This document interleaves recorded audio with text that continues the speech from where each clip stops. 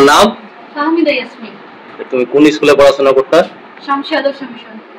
প্রথম হবে এটা কি ভেবেছিলে তুমি? ভালো রেজাল্ট করব, র‍্যাঙ্কে টপ 10 এ থাকবো এটুকু ভেবেছিলাম, কিন্তু প্রথম হবো এটুকু ভাবতে পারিনি। আচ্ছা, কেমন লাগছে প্রথমে? খুবই ভালো অনুভূতি, মানে বলে প্রকাশ করা যাবে না এরকম অনুভূতি। খুব ভালো লাগছে। তোমার যে এই সফলতা, এর পিছনে সবচেয়ে অবদান বেশি কার আছে বলে তুমি মনে করো? আমার বাবা মা, আমার সমস্ত শিক্ষক শিক্ষিকা, আমার মিশন কর্তৃপক্ষ, আমার স্কুল টিচার, টিউশন টিচার সবাই। আচ্ছা, পড়াশোনার পাশাপাশি তোমাকে আর কি কি ভালো লাগে? পড়াশোনার পাশাপাশি আমি খেলা দেখতে খুব ভালোবাসি, আর এমনি আঁকাআঁকি করি। ভবিষ্যতে কি হতে চাও? ডক্টর। ডক্টর ডক্টর কেন, অন্য কিছু নয় কেন? অ্যাকচুয়ালি বলতে গেলে আমি গাইনোকোলজি পড়তে চাই। কারণ আমি নিজে একজন মানে বলতে পারেন অসুস্থ, মানে গাইনোকোলজি পেশেন্ট, কিন্তু আমি চাই যাতে আরো 5টা মেয়ে 5জন যাতে সেই একই প্রবলেমের সাথে সম্মুখীন না হয়। তাই জন্য আমি চাই যাতে আমি তাদের ট্রিটমেন্ট করতে পারি, তারাও যাতে এই সমস্যার সম্মুখীন না হয়। পরে যারা মাধ্যমিক দিবে তাদের উদ্দেশ্যে তোমার বার্তা কি? তাদের উদ্দেশ্যে আমি একটাই কথা বলবো যে তোমার বাবা মা, তোমার টিচাররা যা বলবে তা অক্ষরে অক্ষরে পালন করো। তারা তোমাকে মোটিভেট করবে, তোমার ভালোর জন্যই করবে।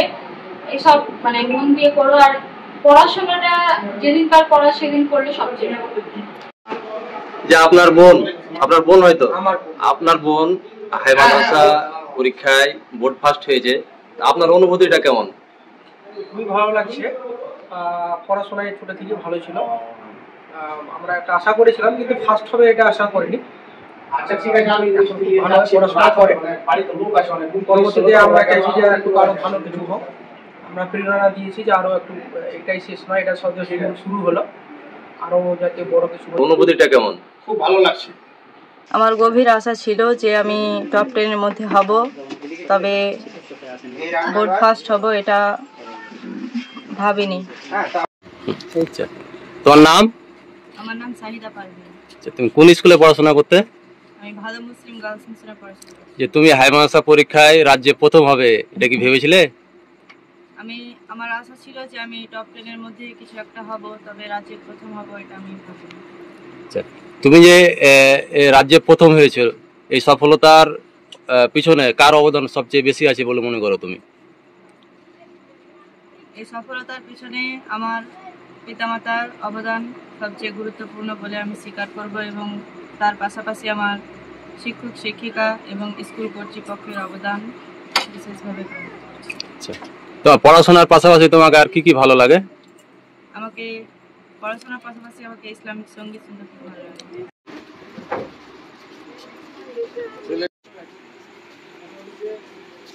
সবাই সব কথা বলবো।